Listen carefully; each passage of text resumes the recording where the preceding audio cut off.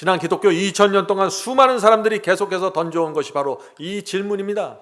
어떻게 하나님께서 우리 인생 속에서 우리의 시련을 해결하시고 우리의 고난 속에서 우리를 건져내시는지. 하나님께서는 1000가지 방법으로 해결해 주십니다. 도와주십니다. 그러나 가장 확실하고 변함이 없는 한 가지 방법이 있는데 그것은 약속입니다.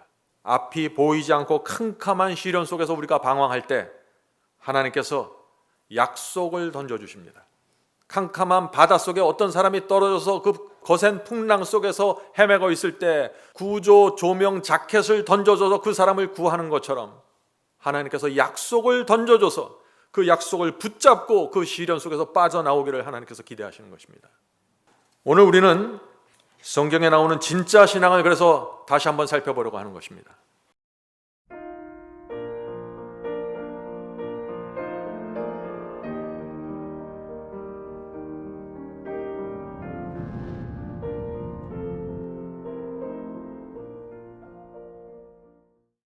각 나라마다 위조 지폐를 찾아내는 전문가들이 있습니다. 그런데 그들이 어떻게 위조 지폐를 찾아내는 방법을 훈련받을까요?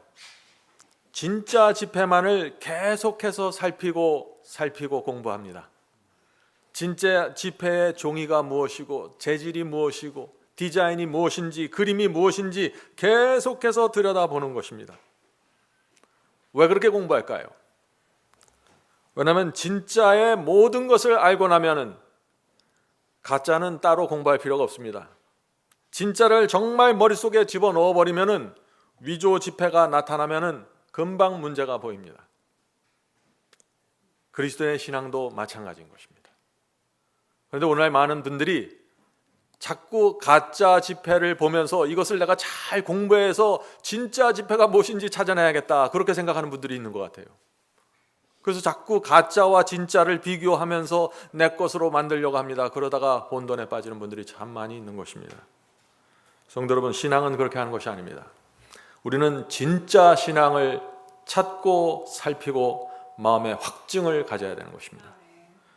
성경이 말하는 진짜 신앙이 무엇인지, 사도들의 신앙이 무엇이었는지, 그들의 생애가 무엇이었는지, 예수님의 믿음이 어떤 것이었는지, 예수님의 신앙과 그분의 생애가 무엇이었는지 이것을 계속해서 받아들이면 가짜가 그대로 드러나는 것입니다. 성도 여러분, 사도들의 신앙과 그리스도의 신앙, 그들의 생애를 깊이 여러분들이 살피셔야 됩니다. 그렇게 되면은 성령의 충만함을 받게 되고 가짜가 눈에 들어올 때 금방 머릿속에 빨간불이 켜지게 되는 것입니다. 그것이 위조 신앙을 찾아내는 가장 확실한 방법입니다. 오늘 우리는 성경에 나오는 진짜 신앙을 그래서 다시 한번 살펴보려고 하는 것입니다. 오늘 저희가 말씀을 나눌 때 성령께서 우리의 마음을 깊이 감동시켜 주셔서 진짜가 무엇인지 보게 되길 제가 간절히 바랍니다. 시련 속에서 우리가 고통을 당할 때 하나님께서 어떻게 우리 생에 들어오셔서 우리를 건져주실까요? 어떤 분들은 하나님께서 기이한 섭리로 로또 복권을 당첨해 주실 것이라고 생각하는 분들도 있습니다. 어떤 분들은 하나님께서 갑자기 어떤 행운을 찾아오게 길을 열어주실 것이라고 생각하시죠. 정말 그럴까요? 성도 여러분, 하나님께서 우리의 인생에 들어오셔서 개입하셔서 우리의 문제를 해결해 주시는 방법이 있는 것입니다. 지난 기독교 2000년 동안 수많은 사람들이 계속해서 던져온 것이 바로 이 질문입니다. 어떻게 하나님께서 우리 인생 속에서 우리의 시련을 해결하시고 우리의 고난 속에서 우리를 건져내시는지. 하나님께서는 1000가지 방법으로 해결해 주십니다. 도와주십니다. 그러나 가장 확실하고 변함이 없는 한 가지 방법이 있는데 그것은 약속입니다. 하나님의 약속입니다. 앞이 보이지 않고 캄캄한 시련 속에서 우리가 방황할 때 하나님께서 약속을 던져주십니다. 약속을 주시면서 이것을 붙잡으라고 외치십니다. 캄캄한 바닷속에 어떤 사람이 떨어져서 그 거센 풍랑 속에서 헤매고 있을 때 구조 조명 자켓을 던져줘서 그 사람을 구하는 것처럼 하나님께서 약속을 던져줘서 그 약속을 붙잡고 그 시련 속에서 빠져나오기를 하나님께서 기대하시는 것입니다. 자, 우리 그러면 한번 생각해 보죠. 성경에 하나님의 약속이 몇 번이나 나올까요? 성경학자들은 8,800개 이상의 약속이 성경에 기록되어 있다고 합니다. 또 성경 어디에 가장 많은 약속이 집중되어 있을까요? 그것은 신명기 28장입니다. 신명기 28장에만 138개의 약속이 기록되어 있다고 합니다. 성도 여러분, 왜 하나님께서 이 수많은 약속을 성경에 기록해 놓으셨을까요? 약속을 이룰 수 있기 때문입니다. 이룰 수 없으면 약속을 그렇게 할 수가 없는 것이죠. 하나님은 전지전능하십니다. 하나님은 완전하십니다. 하나님은 한번 말씀하시면 반드시 이루십니다. 하나님은 실수하지 않습니다. 하나님은 거짓말하지 않습니다. 그래서 하나님께서 한번 약속하시면 무조건 이루어지는 것입니다. 하나님의 입장에선 반드시 이루십니다. 그런데 그 약속을 받는 우리의 문제가 있으면 그 약속이 안 이루어질 수도 있는 거겠죠. 만일 하나님께서 성경에 8,800번 이상의 약속의 말씀을 주셨는데 그 8,800개 중 단 하나라도 지켜지지 않고 이루어지지 않으면 어떻게 될까요? 사탄이 가만히 있지 않겠죠. 사탄은 하나님을 향해서 이렇게 공격할 것입니다. 하나님은 거짓말장이네요. 완전하지 않습니다. 전지전능하지 않습니다. 하나님은 혼자 보좌에 앉아서 우주를 지배할 수 없습니다. 그 약속 하나 지키지 못하는데 하나님과 나 사탄이 함께 이 우주를 지배해야 합니다. 성도 여러분, 하나님께서 약속하신 그 말씀이 이루어지지 않고 지켜지지 않을 때 어떤 일이 생기는지 여러분들 보이십니까? 그래서 우리가 하나님의 약속을 온 마음을 다해서 무조건 잡을 수 있는 것이에요. 이것은 하나님의 보좌가 걸려있는 약속이기 때문에 그렇습니다. 많은 사람들이 성경에 나오는 말씀과 약속을 너무나 가볍게 생각합니다. 이것은 어떤 사람에게는 이루어지고 어떤 사람에게는 이루어지지 않고, 잘 보이는 사람한테는 이루어지고 못 보이는 사람한테는 잘 안 이루어지고, 이상하게 하나님의 약속을 생각하는 것입니다. 하나님의 약속은 그런 것이 아닙니다. 하나님과 사탄 사이의 전쟁을 이해하면은 하나님께서 단 한마디를 하더라도, 단 하나의 약속을 주더라도 아무 약속이나 주지 않는다는 것을 여러분이 이해하셔야 되는 것입니다. 자, 사탄은 처음부터 하나님의 보좌를 공격했습니다. 자, 그 말씀을 보죠. 이사야 14장 12절과 14절입니다. 이사야 14장 12절과 14절 킹제임스 성경입니다.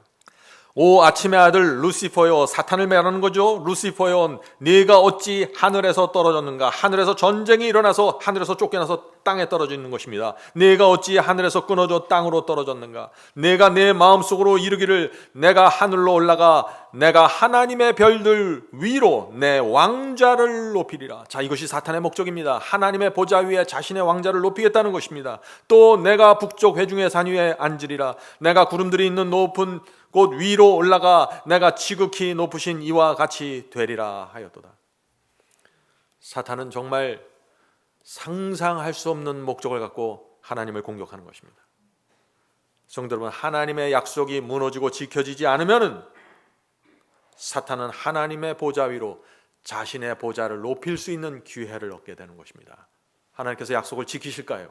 반드시 지키시는 것입니다. 그래서 이 약속이 우리 생애 속에 어떻게 이루어지는가, 그것을 우리는 공부해야 되는 것입니다. 하나님께서 한번 약속하시면 반드시 지킵니다. 하나님께서 성경에 8,800개 이상의 약속을 문자로 기록해 주셨습니다. 이건 바꿀 수도 없는 것이에요. 그중 단 하나라도 문제가 생기면 큰일 나는 것입니다. 문제가 생기는 순간 어떤 일이 일어납니까? 사탄이 하나님의 성품을 공격하는 것입니다. 아까 말씀드렸죠. 하나님은 거짓말하는 신이고 하나님이 약속해도 이루어지지 않습니다. 하나님은 믿을 수 없는 신입니다 하고 공격하기 시작하는 것입니다. 그렇게 사탄이 공격하면 어떻게 될까요? 하나님의 약속은 이루어지지 않았는데 하늘의 천사들은 크게 당황하게 되는 것입니다.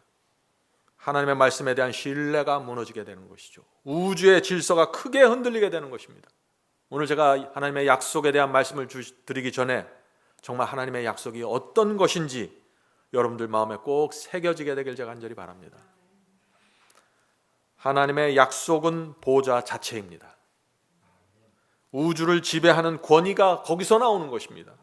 하나님의 약속은 무조건 반드시 성취되어야만 하는 것입니다. 바로 여기에 우리의 소망이 있는 것입니다. 믿음이 무엇입니까? 반드시 이루어지는 하나님의 약속을 붙잡고 의지하는 것입니다. 그것이 믿음입니다. 오늘 제가 위조 지폐가 아니라 진짜 지폐에 대해서 보여드리겠다고 했죠. 지금 말씀하는 이것이 진짜 집회입니다. 믿음으로 하나님의 약속을 붙잡는 사람마다 마음에 소망이 생기는 이유가 무엇일까요? 그 약속은 반드시 이루어진다는 것을 우리가 확신하기 때문이죠.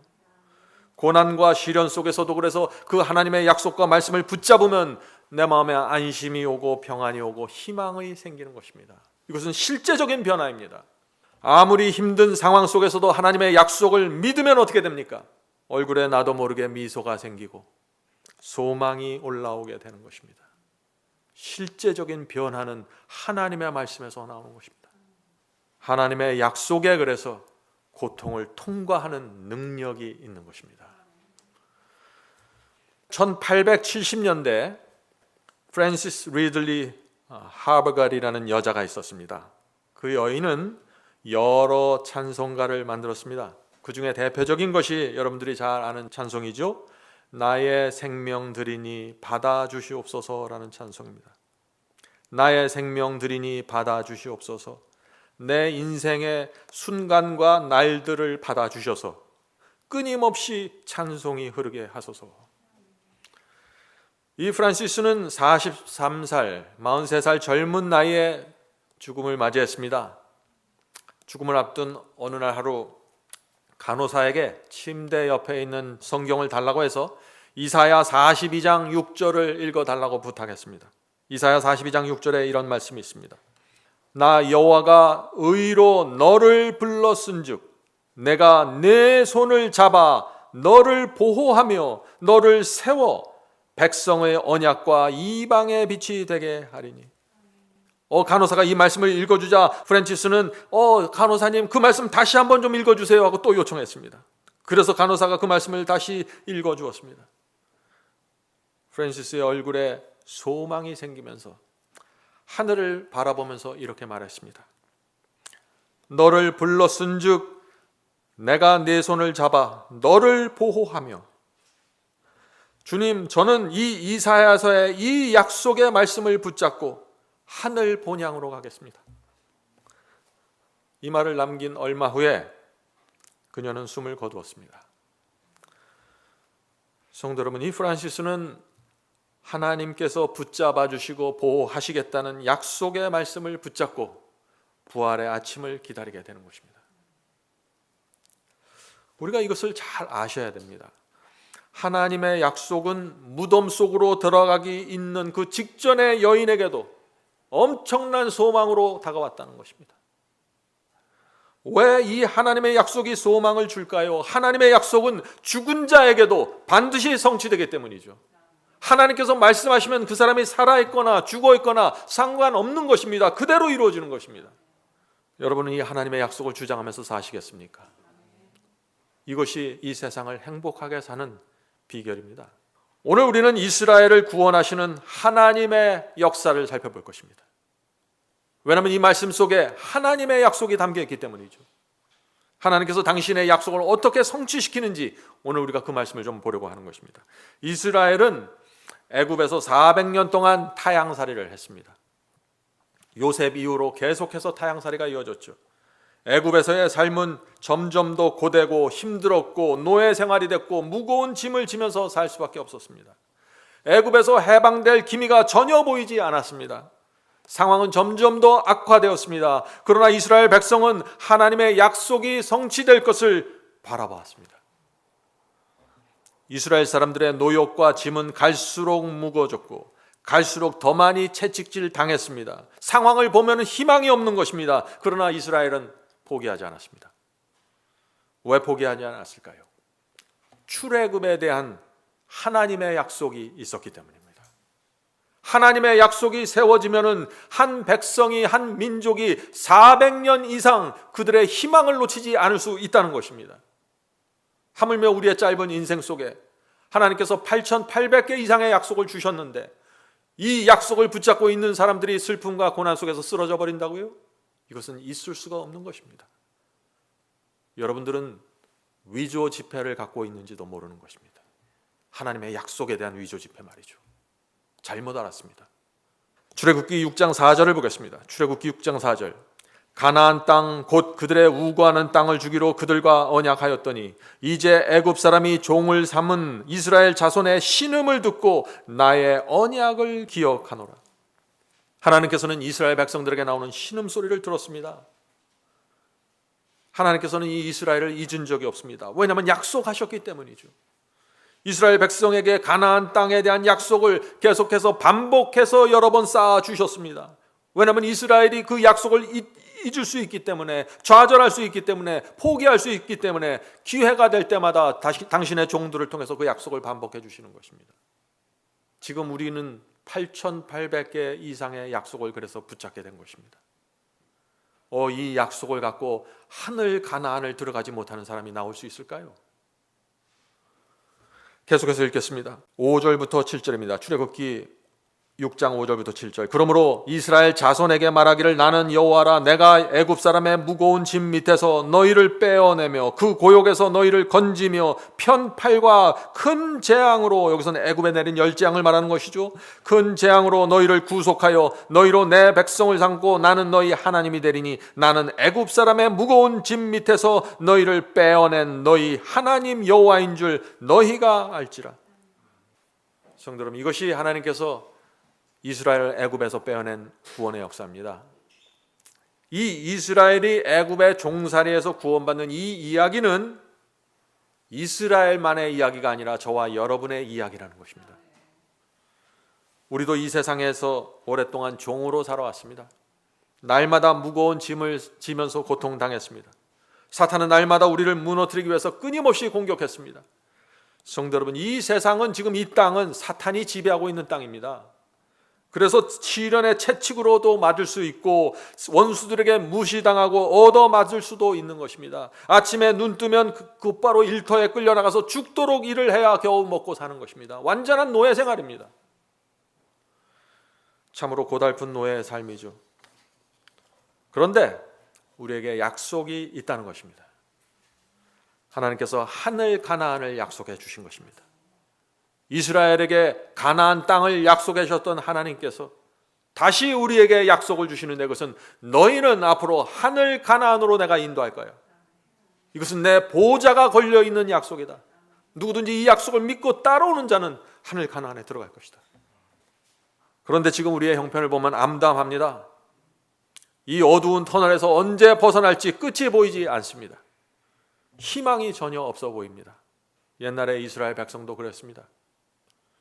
그러나 좌절할 필요가 없는 것입니다. 하나님의 약속이 세워져 있는 것입니다. 하나님께서는 출애굽에 대한 약속을 처음에 누구에게 주셨을까요? 오래전에 아브라함에게 주셨습니다. 자, 오늘 그 말씀을 보겠습니다. 창세기 15장 13절과 14절입니다. 창세기 15장 13절과 14절.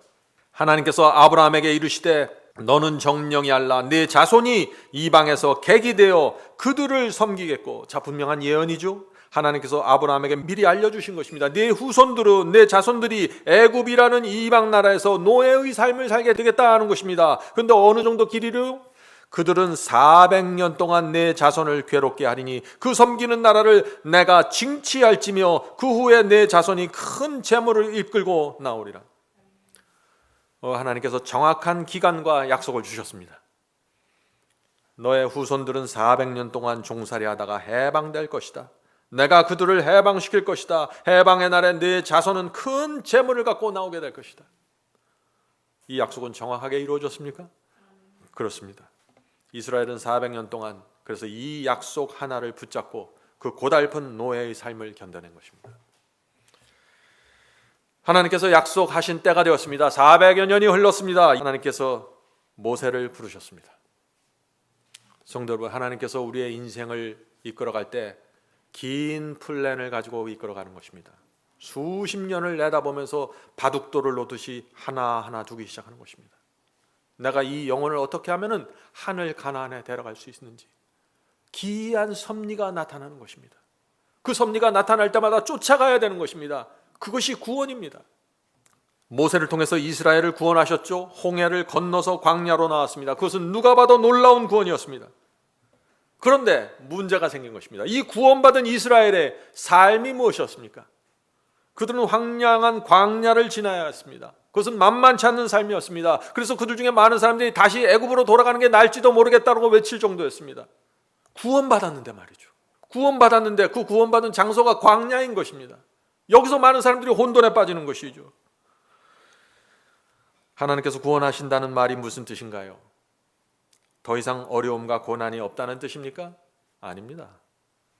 구원받는다는 것은 지금까지와 다른 새로운 방향으로 내가 나간다는 것입니다.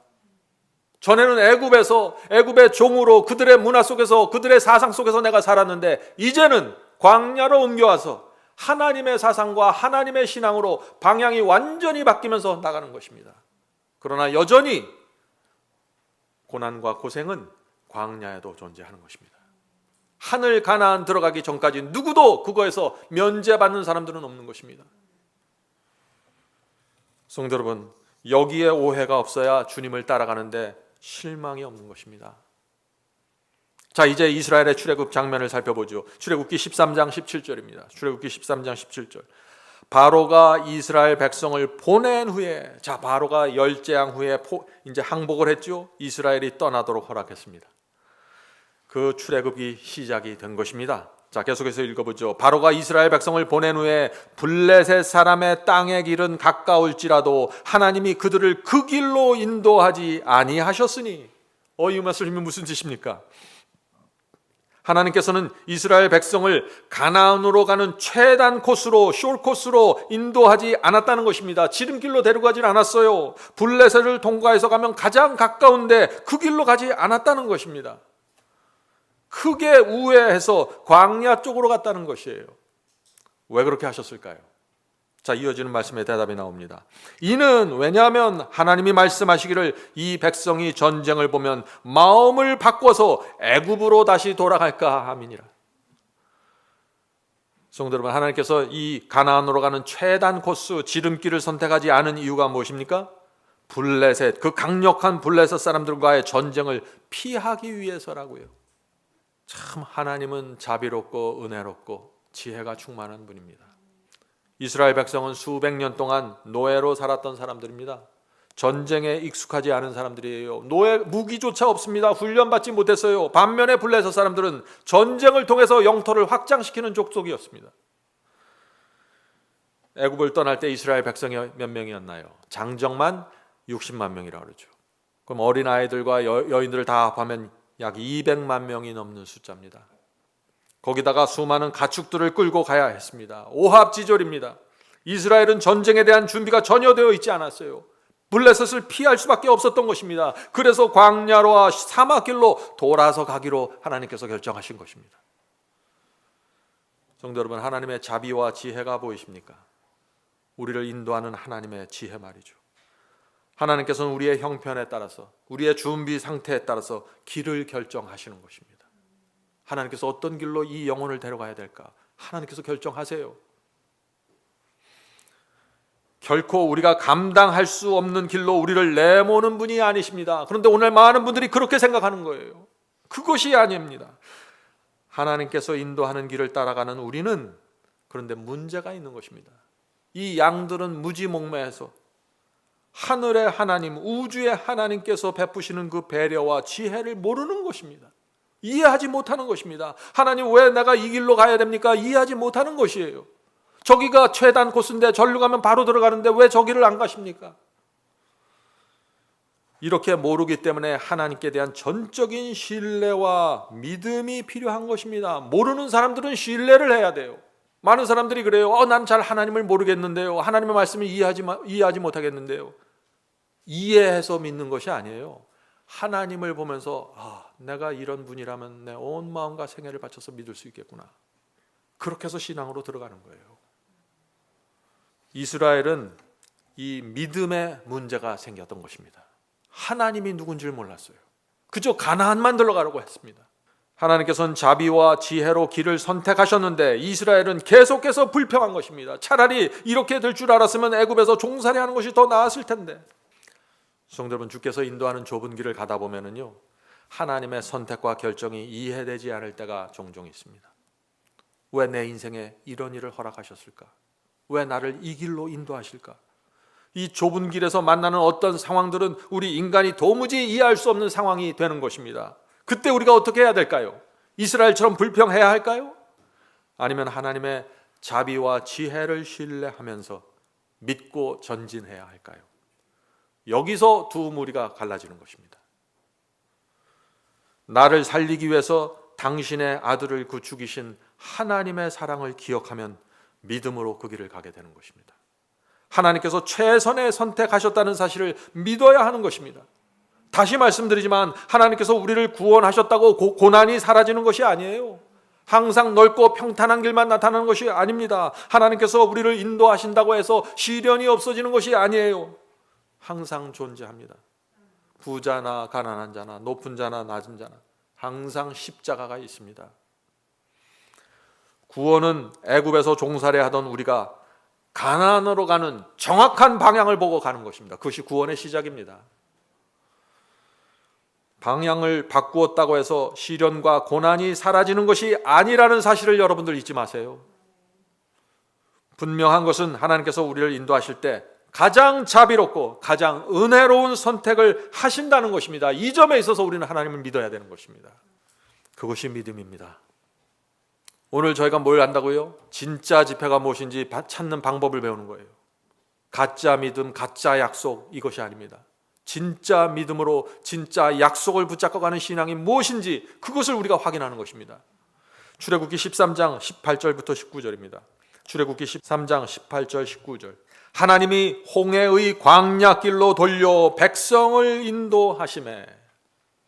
자, 홍해의 광야길은 저 시내산에 있는 광야를 말하는 것이 아니에요. 애굽과 홍해 사이에 광야가 있었습니다.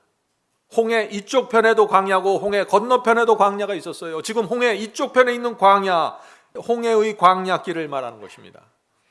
자, 애굽을 떠나려면 그래서 광야길을 가야 되는 것입니다. 광야길은 거친 길이죠. 쉬운 길이 아닙니다. 오늘 많은 분들이 이 점을 오해하는 것입니다. 그래서 하나님께 이렇게 하소연하는 것입니다. 아침마다 일어나서 하나님께 드리는 하소연은 이런 것입니다. 하나님, 저는 오래전에 애굽을 떠났습니다. 오랫동안 주님께 충성하면서 살았습니다. 가난과 희생을 무릅쓰고 말씀에 순종했습니다. 그런데 여전히 제가 가난하고 고생이 멈추질 않습니다. 자녀들도 안 풀립니다. 정말 하나님께서 나를 인도하시는 것이 맞나요? 제가 정말 하늘 가나안을 향해 가고 있는 것입니까? 성도 여러분, 만일 여러분이 지금 이분의 이런 상황에 있다면 어떻게 주께서 나를 인도하시는지 확신하실 수 있겠어요? 제가 드리는 이 질문에 여러분들 마음으로 대답해 보십시오. 지금 여러분이 붙잡고 있는 말씀은 진리가 분명합니까? 성경 말씀으로 여러분이 붙잡고 있는 그 진리를 확인하셨습니까? 여러분은 성령께서 확증해 주신 말씀에 순종하고 계십니까? 여러분은 지금 하늘 가나안을 바라보며 전진하고 있습니까? 여러분의 마음속에 애굽에 대한 애착심은 사라졌나요? 여러분이 이 질문에 yes라고 대답할 수 있다면 여러분은 지금 하나님의 인도하심 중심에 서 있는 것입니다. 여러분이 광야길을 걷더라도, 여러분 생애 속에 시련이 있더라도, 일이 풀리지 않더라도, 장사가 망했더라도 여러분은 하늘 가나안을 향해 가고 있는 것입니다. 성도 여러분, 이스라엘은 홍해 전에도 홍해를 건넌 후에도 광야길을 걸었습니다. 애굽을 떠나는 순간 광야는 시작되는 것입니다. 그래서 그 길은 누가 보아도 풍요로운 길이 아니었어요. 그래서 하나님께서 항상 함께 하시는 것입니다. 믿음으로 광야길을 선택했기 때문에 하나님께서 이 백성을 붙잡고 가시는 것이에요. 애굽에 남아있으면 하나님께서 어떻게 하실 수가 없는 것입니다. 자, 18절 19절 출애굽기 13장 18절 19절 계속해서 읽겠습니다. 이스라엘 자손이 애굽 땅에서 항오를 지어 나올 때 모세가 요셉의 해골을 취하였으니 이는 요셉이 이스라엘 자손으로 단단히 맹세하여 이르기를. 자, 요셉이 죽기 전에 자기의 후손들에게 단단히 맹세하라고 호소했습니다. 맹세하여 이르기를 하나님이 필연 너희를 권고하시리니 너희는 나의 유고를 여기서 가지고 나가라 하였음이라 이었더라. 놀라운 말씀이죠. 요셉도 하나님께서 이 이스라엘을 애굽에서 출애굽시킬 것을 믿었습니다. 약속을 받은 것입니다. 요셉은 110살이 되어 무덤에 들어갈 때 후손들에게 유언을 남긴 것입니다. 그 유언이 뭐예요? 애굽은 우리의 고향이 아니다. 하나님의 약속이 이루어져서 너희가 이 애굽을 떠날 때가 되면 나의 유고를 땅에서 파내서 약속의 땅으로 가라. 이곳은 내가 쉴 곳이 아니다. 요셉은 걱정했던 것입니다. 혹시 자기의 후손들이 이 애굽의 부와 영화를 누리다가 가나안을 잊어버릴 것을 염려했어요.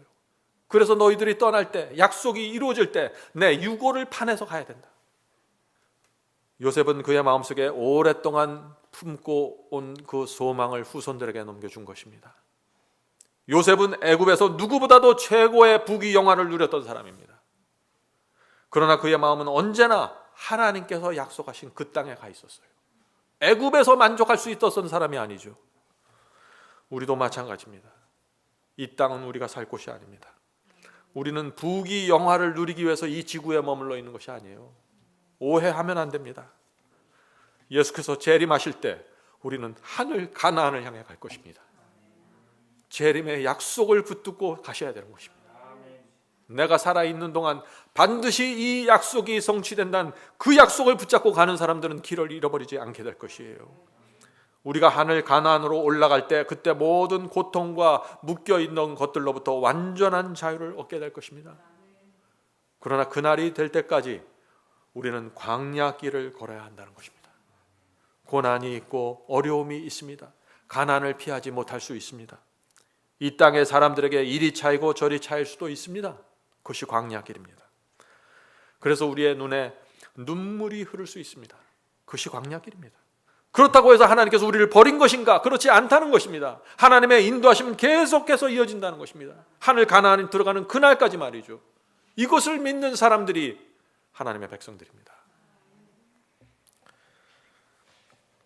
성도 여러분, 여러분이 지금 하나님의 인도를 따르고 있다는 사실을 확인해야 되는 것입니다. 그래서 하나님이 정말 나를 인도하시는가 확인해야 되는 것입니다. 그 확인하는 또 하나의 방법이 있어요. 그것이 무엇이에요? 제 질문에 대답하셔야 됩니다. 마음속으로.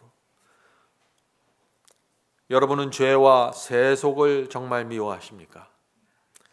성령께서 호소하실 때 교만과 이기심을 내려놓습니까? 성령의 음성이 들려올 때 내가 내 몸을 쳐서 복종시킵니까? 하나님께서 진리의 빛을 보여주시고 새로운 길을 인도해 주실 때, 새로운 길을 보여주실 때 믿음으로 따라가길 원하십니까? 주의 말씀대로 순종하고 싶은 간절한 소원과 갈망으로 마음이 채워져 있습니까? 이 질문에 여러분이 예라고 대답할 수 있다면 여러분은 하나님의 인도하심의 중심에 들어가 있는 것입니다. 이런 사람들은 하늘 가나안에 반드시 가게 되는 것입니다. 출애굽기 14장 1절부터 2절 보겠습니다. 출애굽기 14장 1절부터 2절입니다. 여호와께서 모세에게 일러 가라사대 이스라엘 자손을 명하여 돌쳐서 홍해 바다의 믹돌 사이에 비하히란 앞 곧 바알스본 맞은편 바닷가에 장막을 치게 하라. 여기서 참 이상한 장면이 나와요. 이 방향으로 지금 조금만 더 직진하면 애굽의 국경이 나오는 곳인데 그걸 넘어가면은 거기선 안전한 지역인데 하나님께서 모세에게 갑자기 다시 방향을 조정해 주시는 것입니다. 방향을 틀어서 홍해 바다 쪽으로 가서 거기서 장막을 치라는 것입니다.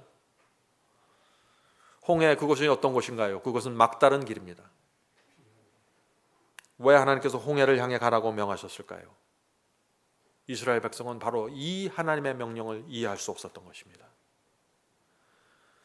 이해되지 않는 하나님의 인도하심이 우리 앞에 나타날 때 그때 조심해야 하는 것입니다. 왜 조심해야 될까요?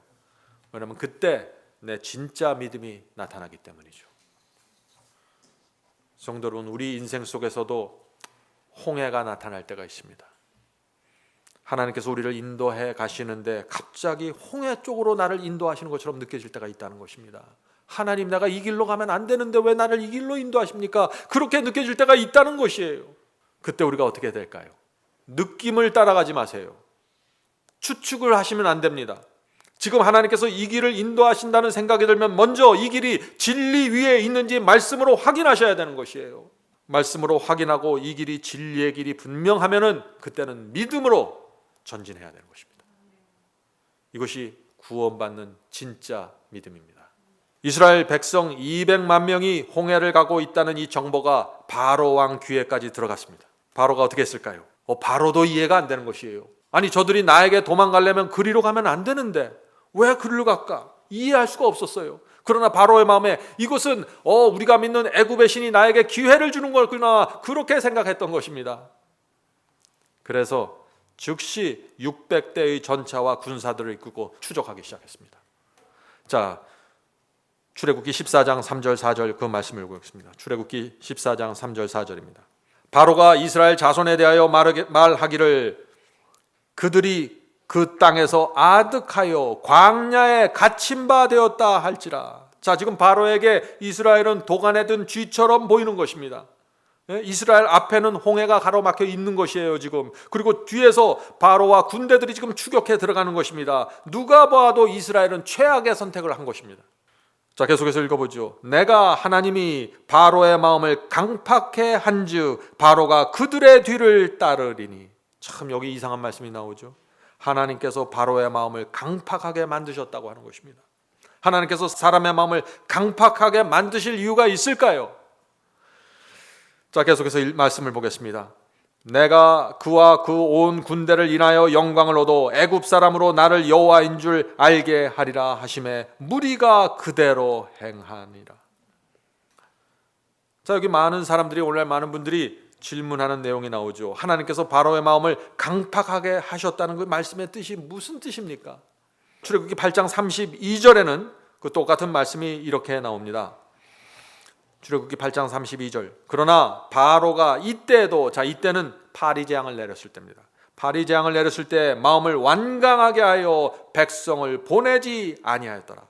자, 파리 재앙을 나눠서 마음이 완강케 했다 하는 것은 뭐예요? 바로 스스로 자기 마음을 강팍하게 했다, 완강하게 했다는 것이죠. 여기서 주어는 하나님이 아니라 바로입니다. 그렇죠?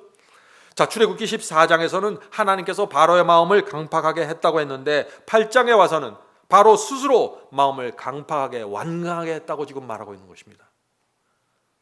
자, 이 장면은 하나님께서 애굽에 열 재앙을 내리는 장면이죠.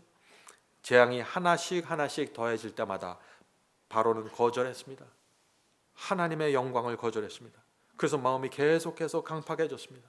그래서 열 재앙을 통해서 계속해서 이 하나님께서 바로에게 구원의 기회를 주시는 것입니다. 하나님을 인정하지 않는 이 바로 앞에서 눈에 보이는 기적과 이적을 나타내 보이신 것입니다. 이것은 조용한 음성으로, 세미한 음성으로 바로에게 말한 것이 아니죠. 하나님께서 이 이적을 통해서, 열 재앙을 통해서 큰 소리로 이 바로의 가슴에 말씀하신 것입니다. 하나님을 인정하고 굴복하라고 말이죠. 그러나 바로는 거절했습니다. 그래서 멸망당한 것입니다. 성도 여러분, 사람이 멸망당하는 것은 재수가 없어서 멸망당하는 것이 아니에요. 계속해서 거절하고 계속해서 무시하는 그 과정을 통해서 멸망으로 들어가 버리는 것입니다. 이 멸망의 과정은 하나님과 본인만 아는 것이에요. 왜? 마음속에서 이루어지는 결정이기 때문에 말이죠. 내 마음이 계속해서 강팍하게 되는 것입니다. 내가 그런 결정을 하기 때문에.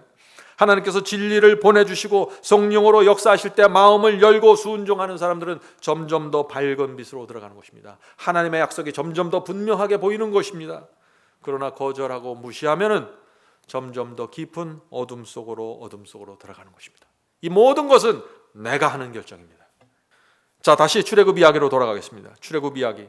뒤에서 바로의 군대가 쫓아오는데 앞에는 홍해가 가로막혀 있었다고 했죠. 자, 이 상황에서 어떻게 해야 될까요? 믿음입니다. 하나님께서는 가나안을 약속하셨습니다. 그 가는 과정은 하나님께서 인도하시는 것입니다. 그래서 그 과정, 가나안으로 가는 시작과 끝의 모든 과정은 믿음으로 가는 것입니다. 매 단계마다 믿음으로 하나님의 인도하심을 따라가는 것입니다. 여기서 결정되는 것이에요.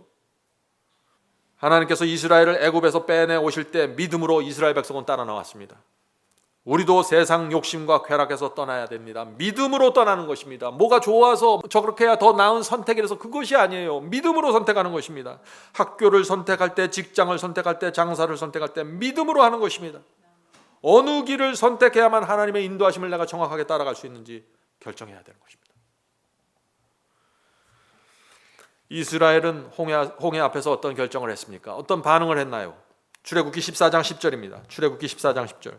바로가 가까이 올 때에 이스라엘 자손이 눈을 들어 본즉 애굽 군대가 자기 뒤에 미친지라 이스라엘 자손이 심히 두려워하여 여호와께 부르짖고. 이스라엘 백성은 200만 명이었어요. 두려움에 빠진 것입니다. 뒤에서 쫓아오는 바로의 군대, 세계 최강의 군대를 보면서 공포에 빠졌습니다. 믿음을 잃어버린 것입니다. 성도 여러분, 두려우면 믿음을 잃어버립니다. 담대하셔야 됩니다. 눈앞에 있는 시련에 압도되면 하나님을 잃어버립니다. 그것이 바로 사탄이 원하는 것입니다. 사탄은 우리 눈앞에 어떤 땐 바로의 군대를 보내고 두려움을 보내고 감당할 수 없는 시험을 보내고 기다리면서 우리가 어떻게 반응하는지 지켜보는 것입니다. 과연 이때 하나님의 인도하심을 믿고 믿음으로 전진하는지 보는 것입니다. 이것이 하나님과 사탄의 대쟁투에 있어서 날마다 반복되는 일입니다. 이것이. 그래서 믿음으로 구원받는다는 것입니다. 오늘날 믿음으로 구원받는다는 말처럼 오해된 말이 있을까요? 주님을 그저 믿고 영접하면 구원이라고 생각하는 것이죠. 천만의 말씀이요. 출애굽기 14장 11절 12절입니다. 출애굽기 14장 11절 12절. 그들이 또 모세에게 이르되, 자, 이스라엘 백성들이 모세에게 항의하고 원망하는 것입니다. 그들이 또 모세에게 이르되 애굽에 매장지가 없으므로 당신이 우리를 이끌어내어 이 광야에서 죽게 하느냐? 어찌하여 당신이 우리를 애굽에서 이끌어내어 이같이 우리에게 하느냐? 우리가 애굽에서 당신에게 고한 말이 이것이 아니뇨? 이르기를 우리를 버려두라, 우리가 애굽 사람을 섬길 것이라 하지 아니하더뇨? 애굽 사람을 섬기던 것이 광야에서 죽는 것보다 낫겠노라. 성도 여러분, 하나님께서 이런 백성들을 끌고 광야를 지나 가나안을 가는 것입니다. 하나님의 마음이 어떨까요? 하나님은 우주를 지배하는 분인데, 말씀 한마디로 하늘과 별과 해를 만들어내는 분인데, 이 이스라엘 백성은 바로의 군대 몇 명을 놓고서 지금 두려움에 빠져버린 것입니다. 어떻게 이럴 수가 있을까요? 어떻게 이렇게 빨리 하나님을 잊어버릴 수 있을까요? 하나님께서는 얼마 전에 애굽의 바로를 압도하는 열장을 일으키셔서 이스라엘을 기적적으로 구출해냈습니다. 이스라엘 백성뿐만 아니라 애굽 전체가 하나님의 기적과 영광을 다 지켜보았습니다. 그때 불과 며칠 전만 해도 이스라엘 백성들이 하나님을 찬양하고 이분이 바로 우리가 믿던 하나님이라고 자랑했어요. 애굽 사람들 앞에서. 그런데 이제 며칠이 지난 후 불평하고 원망하면서 두려워하면서 차라리 애굽의 노예로 살다가 죽는 것이 낫겠다고 소리치고 있는 것입니다. 혹시 여러분들이 이런 모습으로 살아가지 않습니까? 이제는 믿음이 무엇인지 이해하셔야 됩니다. 믿음이 무엇인지 말이죠. 시련과 시험 앞에서 무너지는 믿음으로는 주님의 인도를 따라갈 수 없습니다. 그래서 시내산 광야에서 40년을 떠돌면서 이스라엘 백성들이 멸망당한 것입니다. 가나안에 들어간 사람들은 이 광야에 2세대가 들어간 것이죠. 성도 여러분, 하나님께서는 최선의 방법으로 가나안으로 가는 길을 선택하십니다. 이것을 잊지 마셔야 돼요. 여러분 생애 속에 재난이 일어났습니까? 사고가 생겼어요? 질병이 생겼습니까? 하나님의 최선의 선택은 흔들리지 않습니다. 가나안을 향해 가는 여정 속에 우리는 시련을 계속해서 만나야 됩니다. 문제는 그 시련을 우리가 어떻게 대하는가입니다. 시련 자체를 피하지 마세요. 그것은 사탄이 던져주는 것이고 그 시련 앞에서 우리가 어떻게 대하는지를 사탄은 지켜보고 있는 것입니다. 우리는 과거를 그래서 되돌아봐야 하는 것입니다. 과거의 시련이 나타났을 때 하나님께서 그 시련 속에서 나를 어떻게 건져냈는지, 하나님께서 지금까지 나를 어떻게 인도하셨는지 되돌아봐야 하는 것입니다. 돌아보는 자들은 믿음을 회복할 것입니다.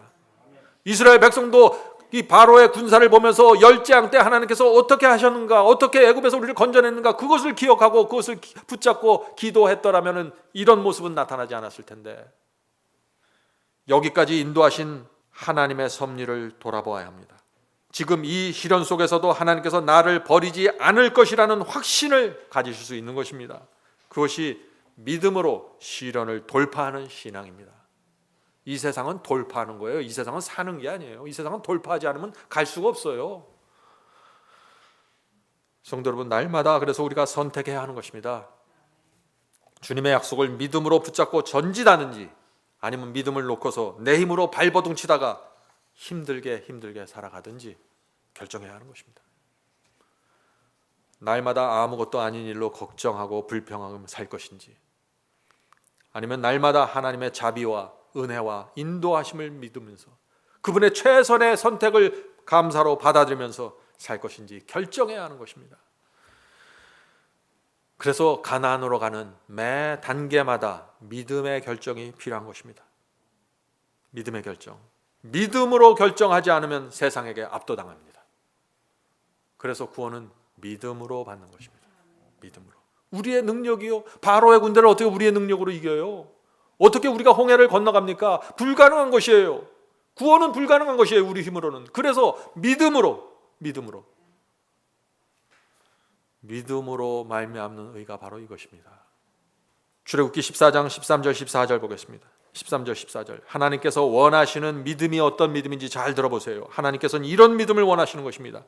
모세가 백성에게 이르되 너희는 두려워 말고 가만히 서서 여호와께서 오늘날 너희를 위하여 행하시는 구원을 보라.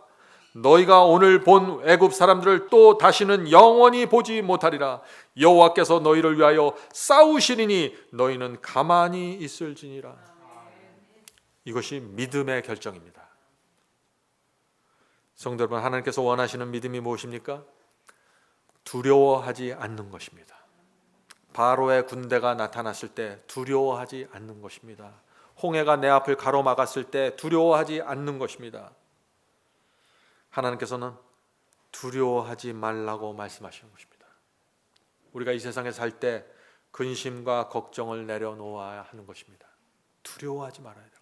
근심과 걱정이 왜 생겨요? 두려우니까 생기는 것입니다. 내 은행 잔고가 자꾸 떨어지면 두려운 것입니다. 아브라함이 갈 바를 알지 못하고 고향을 떠났을 때 하나님께서 두려워하지 말라고 하셨습니다. 강력한 가나안족과 싸우기 위해서 나가는 여호수아에게도 너는 두려워하지 말라고 하셨습니다.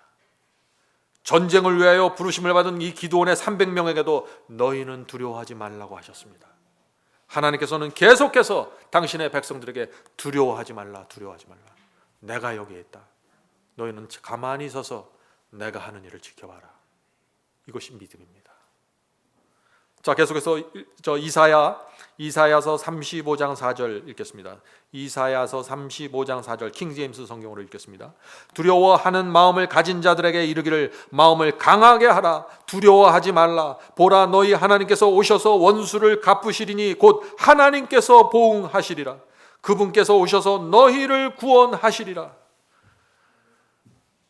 성도 여러분, 하나님께서 두려워하지 마라, 마음을 강하게 하라고 말씀하십니다. 왜 그럴까요? 내가 너희와 함께 할 것이기 때문에. 성도 여러분, 우리가 하늘 가나안을 향해서 전진하고 있다면 아무것도 두려워할 것이 없습니다. 마음을 강하게 해야 합니다. 왜요? 하나님께서 우리와 함께 하시고 이 길은 하나님께서 선택해 주신 길입니다. 하나님의 섭리에 의해서 결정된 길이에요. 내가 원해서 온 것이 아닙니다. 우리 손에 진리를 붙잡고 있고 주님의 뜻대로 좁은 길을 가고 있다면 아무것도 두려워할 것이 없습니다. 하나님께서 우리를 인도해 주십니다. 두려워하는 자마다 세상에 끌려다니면서 노예살이 하게 될 것입니다. 두려워하지 마십시오. 이 세상을 두려워하지 마세요. 이 세상을 만만하게 보셔야 됩니다. 걱정은 무거운 짐을 지게 만듭니다. 염려는 우리의 힘을 빼앗아 갑니다. 성도들은 믿음이 무엇입니까? 가만히 서서 하나님께서 하시는 일을 바라보는 것입니다. 이것이 믿음입니다. 너희는 가만히 서서 여호와께서 너희를 위하여 행하시는 구원을 보라. 가만히 서 있다는 것이 무엇일까요? 그것은 하나님을 믿고 쉰다는 것입니다. 마음에 쉼이 있어야 됩니다. 안식이 있어야 됩니다. 하나님의 사랑과 지혜를 믿고 쉬는 것입니다. 그것이 믿음입니다. 조용히 하나님께서 이루시는 역사를 기다리는 것, 그것이 믿음입니다. 하나님을 진짜 믿으면 그렇게 되는 것입니다. 성도 여러분, 하나님께서 이스라엘을 그 당시 최고의 제국이었던 애굽에서 구원내셨습니다. 이것을 잊지 마셔야 돼요. 이것은 성경의 한 역사가 아니에요. 왜 그것을 기록해 두셨어요? 그 역사의 기록을 우리가 기억하면서 오늘을 돌파하라는 것입니다. 바로의 군대에서 건져주신 하나님을 기억하십시오. 홍해가 막혔을 때 갈라주시고 광야 40년 동안 기적으로 먹이시고 마시게 하신 하나님을 기억하세요. 그것을 기억하면, 그 하나님을 기억하면은 가만히 서서 하나님께서 하시는 일을 바라보게 될 것입니다. 믿음입니다. 성도 여러분, 여호와께서 너희를 위하여 싸우시리니 너희는 가만히 있을지니라 라고 하셨어요. 그렇다면 언제 여호와께서 우리를 위해서 싸우시기 시작하실까요? 중요한 질문입니다. 언제 우리를 위하여 하나님께서 우리를 위하여 싸워주시는지. 우리가 하늘 가나안을 바라보면서 좁은 길을 가기로 결정했을 때 하나님의 싸움이 시작됩니다. 넓은 길을 가는데 왜 하나님께서 싸워주세요? 그 길은 내가 가야지.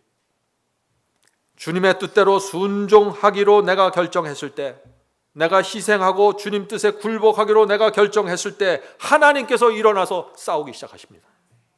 하나님의 약속 안으로 들어왔기 때문에 그렇죠. 얼마나 든든합니까?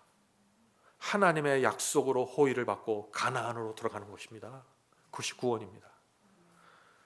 성도 여러분, 두려움과 염려를 내려놓으세요. 하나님께서 뒤를 받쳐주십니다. 앞을 열어주십니다. 여러분이 할 일은 하늘 가나안을 가는 길에 집중하시는 것입니다. 성도 여러분, 우리는 홀로 사는 것이 아닙니다. 우리에게 우주 최고의 바디가드가 붙어 있습니다. 여러분들 곁에 바디가드가 붙어 있어요. 이 생각을 이렇게 하세요. 천천만만의 천사들이 우리를 호위합니다. 든든하십니까? 우리가 믿는 분은 놀라우신 하나님이십니다. 믿고 의지하기에 넉넉한 분이십니다. 여러분이 믿음으로 순종의 길을 가도 문제가 되질 않습니다. 그 길 끝에 가면은 하늘의 모든 보상이 여러분의 손에 그대로 주어질 것입니다. 하나님께 약속하신 그대로 주어질 것이에요. 그것을 바라보고 가십시오. 하나님을 믿는다는 것이 무엇입니까? 믿음이 무엇입니까? 하나님의 말씀을 의지하고 전진하는 것입니다. 말씀을 의지하고 전진하려고 하면 마음속에 이런저런 질문들이 떠오르죠. 이렇게 하면 될까? 저렇게 해도 될까? 답이 없습니다. 그런데 믿음으로 전진하는 것입니다. 답을 가졌을 때만 전진하는 것이 아니에요. 많은 분들이 그런 질문을 하죠. 어떻게 그런 믿음이 가능합니까? 그게 사람의 믿음인가요? 어떻게 사람이 그런 믿음을 가질 수 있습니까? 많은 분들이 어떻게 하나님을 절대적으로 신뢰할 수 있습니까? 그런 믿음은 불가능한 것이 아닌가요? 그렇게 질문하죠. 정말 그럴까요? 짐승의 표 환란이 오면 어떤 믿음을 가지시겠습니까? 칠재앙이 오면 여러분은 어떤 믿음이 가지시겠어요? 아마 같은 전쟁이 오면 여러분은 어떤 믿음을 가지시겠어요? 믿음은 하나입니다. 지금 갖고 있는 이 믿음으로 그 환란을 통과하는 것입니다. 지금은 얄팍한 믿음으로 살고 그때는 강한 믿음으로 사는 것이 아니에요. 그것은 위선자죠. 이 시대의 성도들은 마지막 환란을 통과하는 믿음을 가져야 되는 것입니다. 늦은 비 성령을 위해서 준비하는 믿음으로 돌아가야 되는 것입니다. 어떤 믿음이 그 믿음일까요? 자, 제가 그 말씀을 읽어드리겠어요.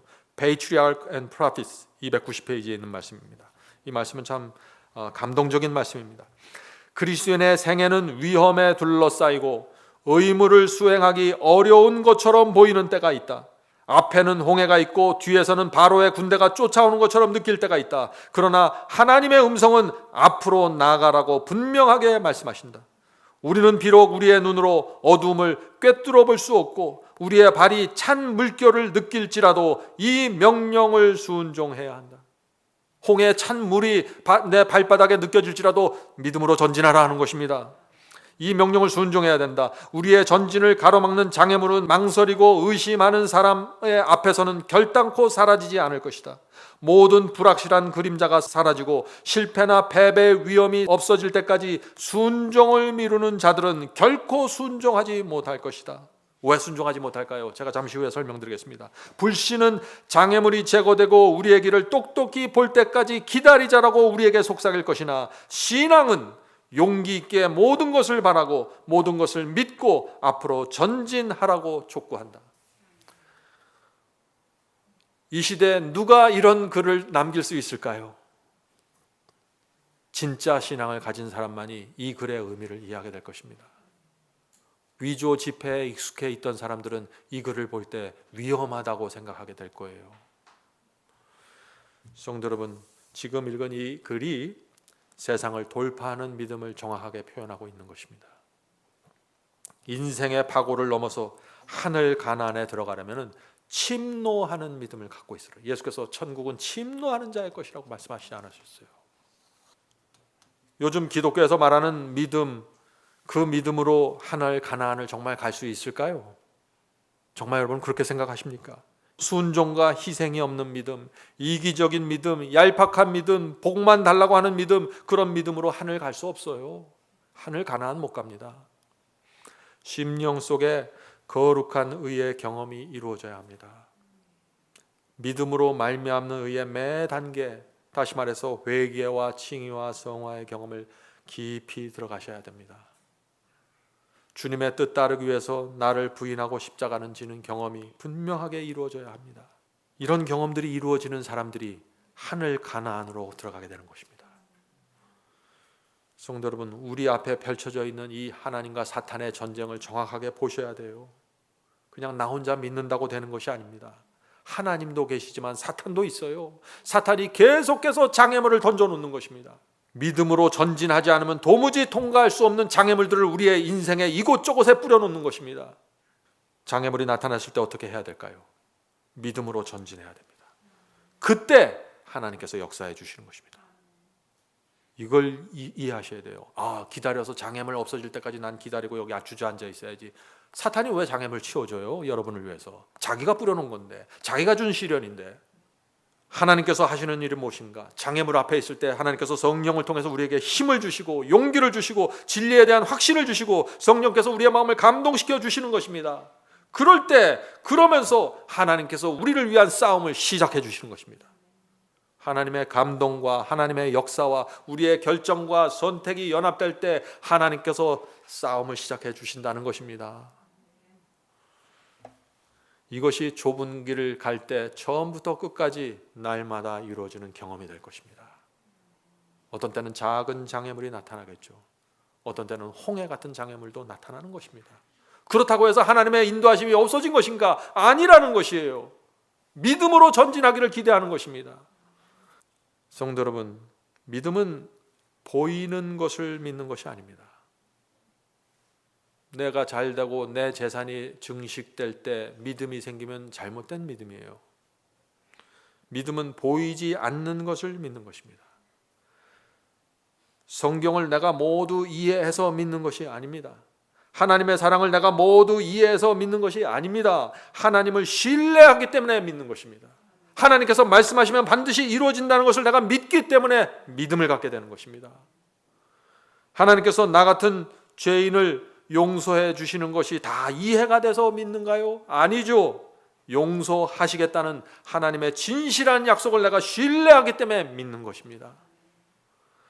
마지막 환난이 일어나는 모든 과정과 순서를 완벽하게 내가 이해가 돼서 믿습니까? 아니죠. 하나님의 말씀을 신뢰하기 때문에 믿는 것입니다.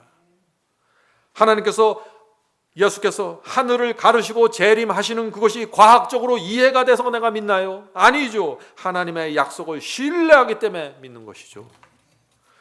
하늘에 가면 영원토록 하나님과 우주를 다니면서 함께 산다는 것이 머릿속으로 이해가 돼서 내가 믿습니까? 아니죠. 하나님의 약속을 신뢰하기 때문에 믿는 것이죠. 그래서 구원은 믿음으로만 받는 것입니다. 믿음이 없으면 구원을 받을 수가 없어요. 믿음이 없으면 도무지 주님을 따라갈 수도 없고 하늘에 대한 보상을 상상할 수도 없습니다. 믿음이 없으면 늘 염려와 불안 속에서 살게 됩니다. 순종할 수도 없고 안 할 수도 없는 어정쩡한 상태로 날마다 살아가게 되는 것이에요. 성도 여러분, 진리의 문을 붙잡았으면 확실하게 열고 그 안에 들어가십시오. 순종을 통해서 확실하게 그 말씀을 내 것으로 만들어야 됩니다. 순종하지 않는 한 그 말씀은 아직 내 것이 아니에요. 그것은 내 머릿속에 상상으로만 있는 것이에요. 우물쭈물하다가 사탄에게 낚입니다. 조심하세요. 성도 여러분, 믿음이 무엇입니까? 승리를 아직 얻지 못했는데 승리할 것을 믿는 것이 믿음입니다. 제가 참 이상한 얘기를 하나요? 왜냐하면 하나님께서 우리에게 승리를 약속하셨기 때문입니다. 믿음은 승리를 그래서 주장하는 것입니다. 우리가 믿지 않는데 하나님께서 먼저 앞장서는 일은 결코 없을 것입니다.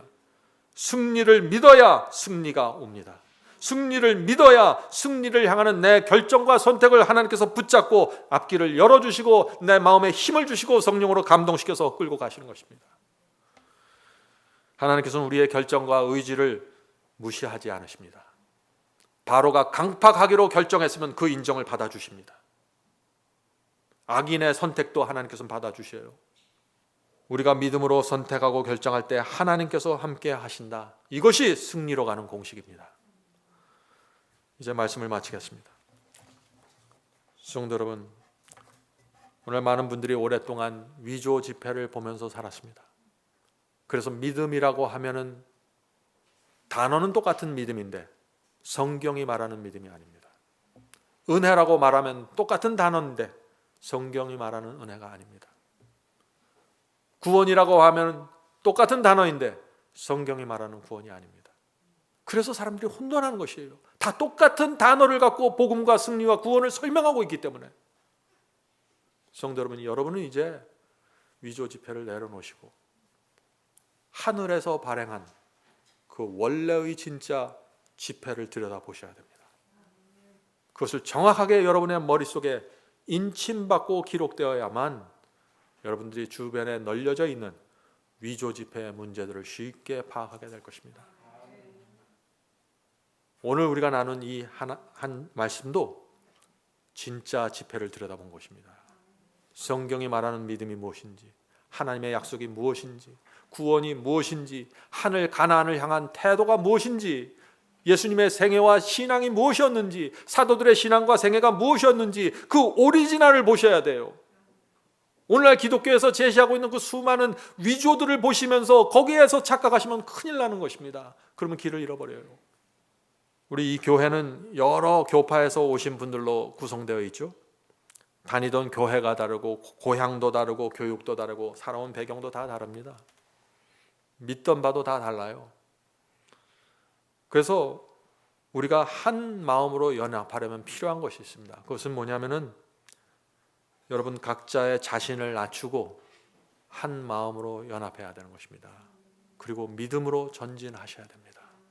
여러분 삶 속에 있는 시련들, 사람 사이에 일어나는 관계의 문제들, 직장에서 사업체에서 생기는 수많은 문제들, 이런 문제들에 압도당하지 마시고 믿음으로 하나님의 약속을 바라보시고 붙잡으셔야 됩니다. 그리고 믿음으로 하늘 가나안을 향해서 전진하셔야 돼요. 그렇게 할 때 하나님께서 우리 속에 오셔서 이 교회에서 하나님의 영광을 드러내시는 것입니다. 홍해를 갈라주시고 우리를 공격하는 수많은 바로의 군대들을 수장시키시면서 이 한국 땅에 하나님께서 원하시는 마지막 기별의 등대를 세워주실 것입니다. 저는 그것을 위해서 늘 기도하고 있습니다. 그 위대한 일에 제 생애를 바치길 원합니다. 여러분들도 동참하시길 제가 바라는 것입니다. 성령께서 우리 마음에 마지막 기별에 대한 확증을 새겨주시길 제가 간절히 바랍니다. 하늘에 계신 아버지, 하늘 가나안에 대한 약속을 주셔서 감사합니다.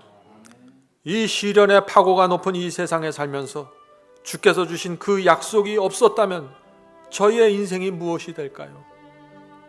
아무런 의미 없고 희망 없이 살다가 사라져야 될 저희들에게 하늘 가나안을 보여주시고 약속을 주셔서 감사합니다. 이제 저희의 온 마음과 생애로 그 약속을 붙잡고 가기를 원합니다. 주께서 이제 일어서셔서 저희를 위해 싸워주시길 기도드립니다. 하늘에 계신 아버지, 저희에게 진리를 보여주시고 저희가 진리 속에 있다는 확증을 날마다 허락해 주시옵소서. 성령께서 저희 마음속에 하나님의 말씀을 새겨주시고 의의 경험이 이루어질 수 있도록 역사해 주시옵소서. 하늘에서 발행한 진짜 복음의 지폐를 들고 살 수 있도록 도와주시옵소서. 저희가 더 이상 위조 지폐에 시달리지 않고 관심 두지 않고 하나님께서 주시는 진짜 복음 붙잡고 살 수 있게 도와주시옵소서. 사도들의 신앙과 생애가 저희 것이 될 수 있도록 도와주시옵소서. 하늘에 계신 아버지, 오늘 흩어져서 함께 기도드리는 성도들에게 함께하여 주셔서 성령께서 그들 심령 속에 역사해 주셔서 그들의 문제가 무엇인지, 어디서 발을 헛디뎠는지, 어디서 문제가 생겼는지, 어떻게 풀어야 되는지, 어떻게 하나님께 돌아올 수 있는지, 어떻게 하늘 가나안으로 갈 수 있는지 주께서 알려주시지 않으면 희망이 없습니다. 주여 도와주시고 불쌍히 여겨 주셔서 하늘 가나안으로 불러주시옵소서. 예수님의 이름으로 간절히 기도드립니다. 아멘.